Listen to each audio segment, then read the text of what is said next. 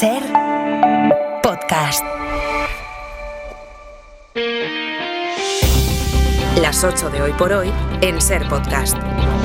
Hola, muy buenos días. Lo más inmediato está ahora mismo en Cataluña, que se encamina a otra jornada de caos para poder desplazarse. En teoría, hoy tenía que ir volviendo la normalidad los trenes de cercanías que se suspendieron ayer tras el accidente de Gelida en el que murió un maquinista. La Generalitat auguró que sería hoy un día muy difícil, pero apuntó también a que el servicio iría volviendo paulatinamente. Los compañeros que están desplegados en las estaciones nos están contando aquí desde primera hora que no están saliendo los trenes que usan a diario más de 400.000 usuarios en esa autonomía. Renfe dice que el servicio no se presta por lo que llama causas operativas. Vamos a volver a la principal estación de Barcelona, por donde pasan de hecho todos los rodalies, que es la estación de Sants. Pol Valero, buen día.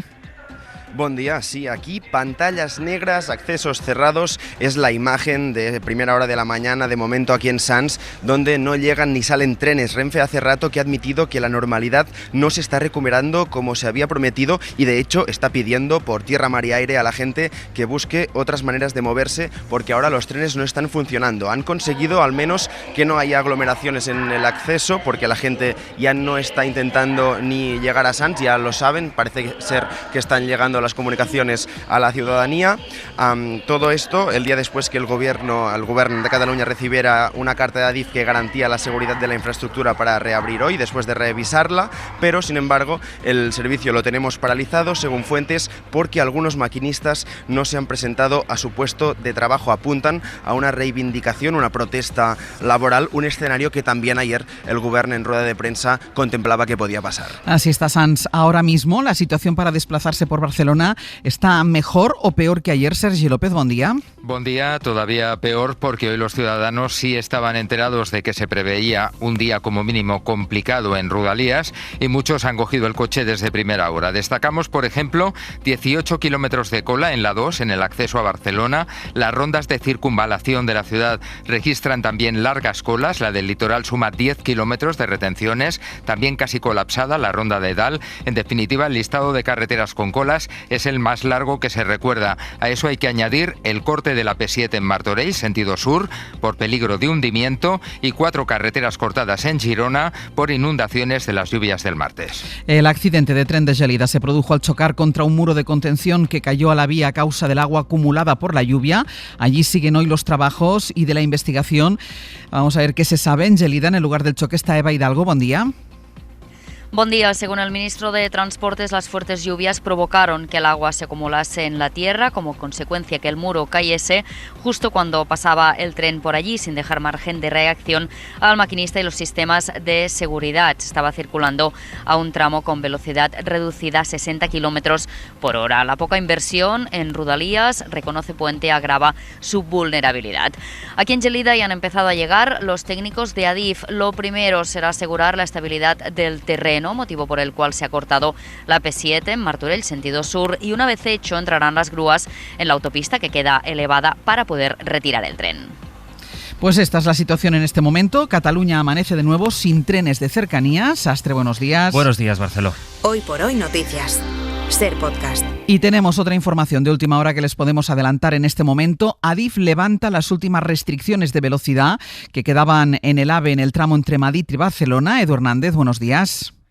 ¿Qué tal, Ángels? Buenos días. Sí, el gestor de la infraestructura nos confirma que ha levantado esas limitaciones de velocidad después de revisar la vía durante toda la noche, aunque solo se mantienen en 6 puntos, 3 por cada vía. Hablamos del punto kilométrico 27, 138 y 170, eso en vía 1, y los puntos kilométricos 283, 143 y 50 en vía 2. Por ahí los maquinistas van a tener que pasar a 230. Adif también nos explica que ya le están llegando las primeras notificaciones de reducción de velocidad, de petición de reducción de velocidad por parte de los maquinistas otra vez.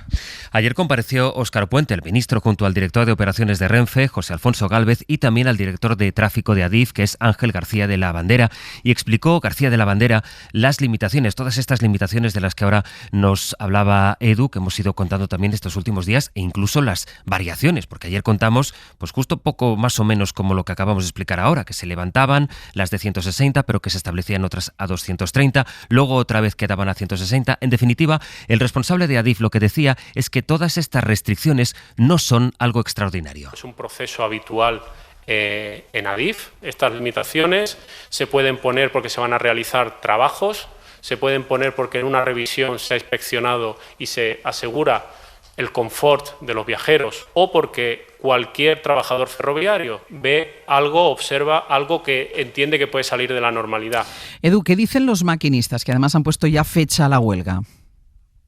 Bueno, los maquinistas vienen denunciando durante meses el mal estado de las vías. La consecuencia de todo eso es esta convocatoria de huelga por parte del sindicato mayoritario SEMAF en un momento de alta tensión entre los gestores y estos conductores de los trenes. Adif, como decimos, insiste en que ellos están siguiendo el protocolo habitual. Si un maquinista reporta un fallo, un problema en la vía, ellos van a rebajar la velocidad. El ministro Óscar Puente, el ministro de Transportes, rebaja incluso un poco más la magnitud de esas notificaciones y asegura que hay que diferenciar entre confort y seguridad. Muchas de las incidencias que reportan los maquinistas tienen que ver con el confort, no siempre tienen que ver con la seguridad, ¿no?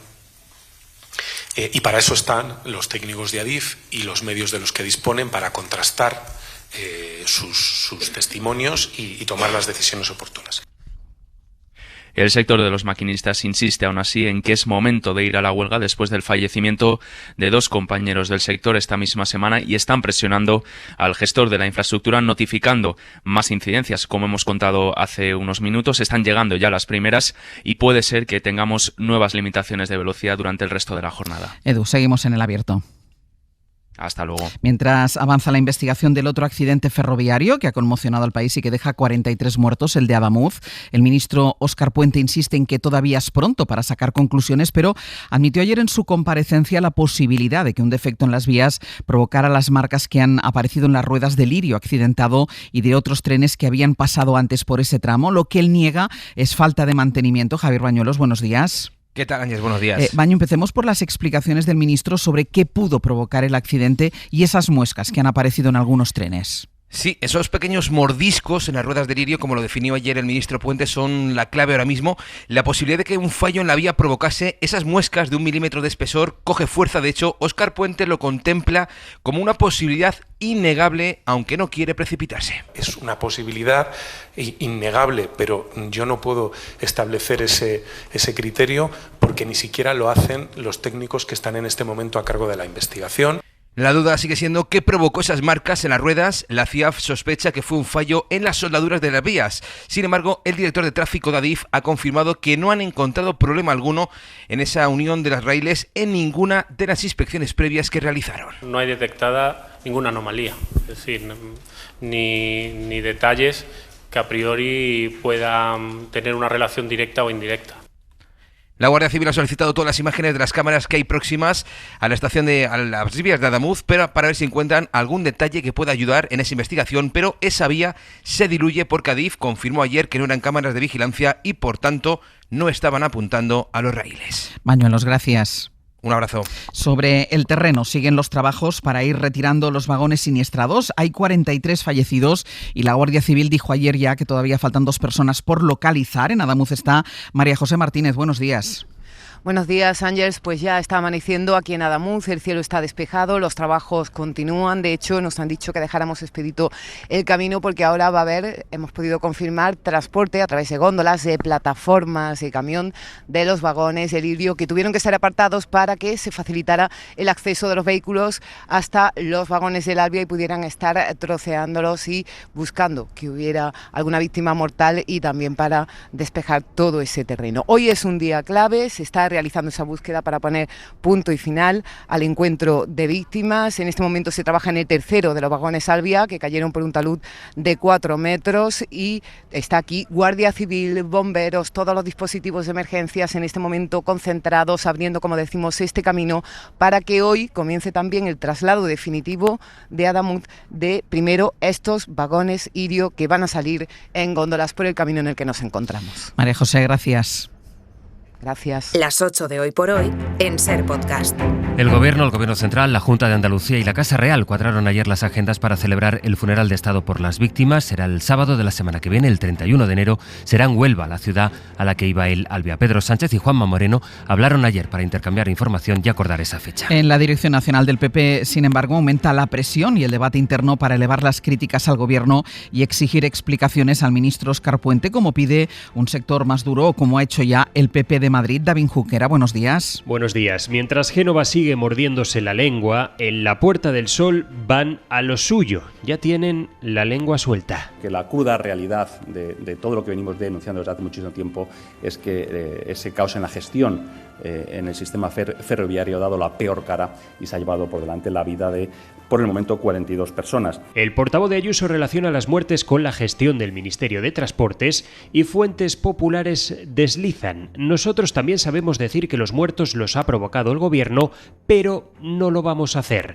En la dirección del PP tienen claro que mientras haya familias pendientes de identificar, velar y enterrar a los suyos, ellos no van a subir a tope el tono, pero también creen que los bandazos en la velocidad de los trenes y el accidente de Rodalíes justificaban el pedir explicaciones y establecer ciertas comparaciones. No somos el partido del pásalo, ni de las manifestaciones a grito de asesinos. No somos como ellos. Juan Bravo exige transparencia y asegura ver al Gobierno desbordado. Hoy el vicesecretario hará turné por los medios, mientras Feijóo seguirá en un segundo plano.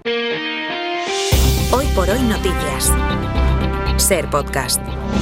Trump da una tregua, o eso parece. El presidente de Estados Unidos anunció ayer en Davos, en el Foro Económico Mundial, que tiene un preacuerdo con la OTAN sobre su última gran ambición, sobre Groenlandia, y aseguró también que renuncia a la fuerza para anexionarse ese territorio que ya ha pintado en varios mapas con la bandera de Estados Unidos. En virtud de ese acuerdo o preacuerdo, Trump retira la amenaza de aranceles a los países que se habían mostrado dispuestos a enviar tropas a la isla, a Groenlandia. Ayer, el presidente de Estados Unidos se reunió con el secretario general de la OTAN, con Mark Rutte, y luego publicó en su red social, Trump, que el pacto, sobre el que ahora tienen que debatir, incluye el acceso a las tierras raras de Groenlandia y a la cúpula dorada, que es un sistema de defensa antimisiles. En Davos está el enviado especial de la SER, que es Jordi Fàbregas. Jordi, buenos días. Hola, buenos días. Jordi, expliquemos cómo anunció Trump el acuerdo y qué es lo que se sabe exactamente, porque el New York Times ha publicado que Estados Unidos tendrá soberanía al menos sobre las bases militares que hay en Groenlandia.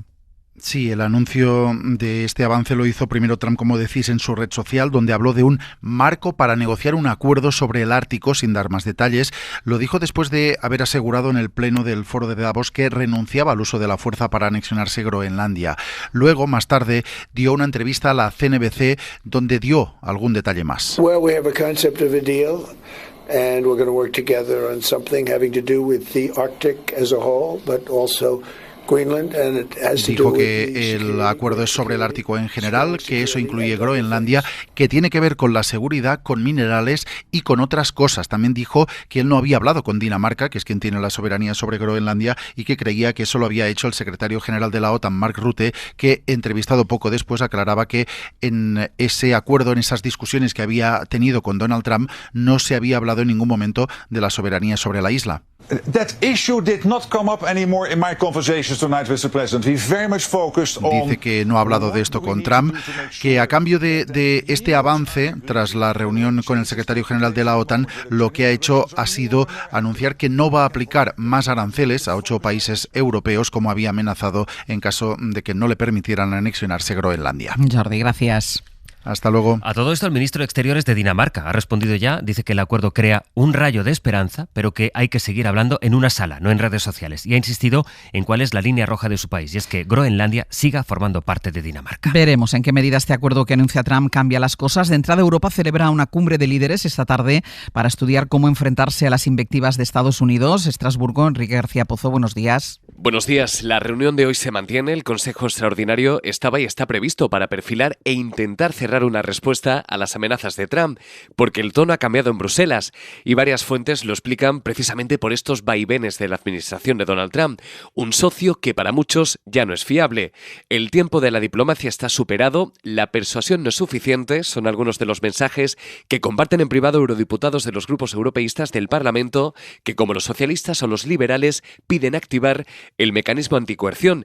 También lo hacen varias capitales, entre ellas el Elíseo, una opción que va ganando más apoyos, según varias fuentes diplomáticas, y no se puede descartar ninguna respuesta. Apuntan varias capitales en privado. De hecho, ya el comisario de Economía decía hace unos días estar preparados para lo que decidan las capitales. Este instrumento, la medida más ambiciosa, requeriría de una mayoría cualificada. Justo cuando Europa explora la posibilidad de otras alianzas con las que hacer frente a Trump, o por lo menos ganar perfil propio, el Parlamento Europeo frenó ayer el acuerdo comercial que va a crear o que crearía la mayor zona comercial del mundo, que es el acuerdo de Europa con Mercosur. Por una ajustada mayoría, el Parlamento remite el pacto al Tribunal de Justicia de la Unión. Donald Trump no solo es noticia esta mañana por el principio de acuerdo en Groenlandia, que ya veremos en qué queda, sino que también presenta hoy lo que ha llamado Junta de la Paz, que es el proyecto con el que quiere sustituir a la ONU directamente. Es lo que pretende. Es Trump quien invita a los países a formar parte de esta junta. De momento, les pide dinero para entrar. Se enfada si le dicen que no, como pasó con Macron. Trump preside esa junta en la que dice que podrá seguir si quiere, aunque deje de presidir los Estados Unidos. Estados Unidos que invita también a España a sumarse a una iniciativa que la ONU critica. Pablo Morán. Buenos días. Palestina será una vez más banco de pruebas de algo mayor. La Junta de Paz que presenta hoy Trump en Davos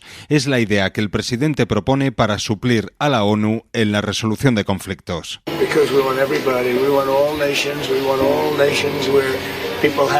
Queremos que estén todas las naciones, insistía anoche, incluidas aquellas a las que ha denunciado por amenazar sus intereses, como China o Rusia.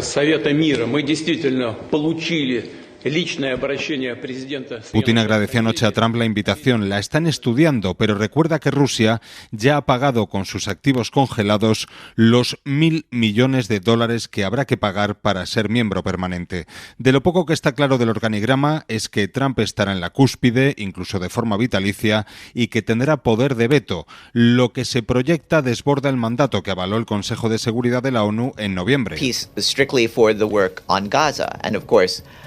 Y que se limitaba a Gaza y solo de forma temporal. Antonio Guterres recordó anoche en redes que elegir las leyes a conveniencia socava el orden mundial. Funcionarios de la Casa Blanca aseguran que han aceptado una veintena de líderes de los 50 invitados. Algunos lo hacen para evitar males mayores, como Francia, a la que Trump ha amenazado con aranceles por el no de Macron. Aranceles incluso del 200% al champán y a los vinos franceses. Entre los invitados a formar parte además de esta Junta de la Paz de Trump, acabamos de escuchar, está el presidente ruso Vladimir Putin, que hoy se reúne con el enviado especial de Estados Unidos, con Witkoff. Se verán en Moscú a petición del Kremlin, que quiere saber más de los planes de Estados Unidos mientras celebra esas maniobras en Groenlandia. Para no perderte ningún episodio, síguenos en la aplicación o la web de la SER, Podium Podcast o tu plataforma de audio favorita.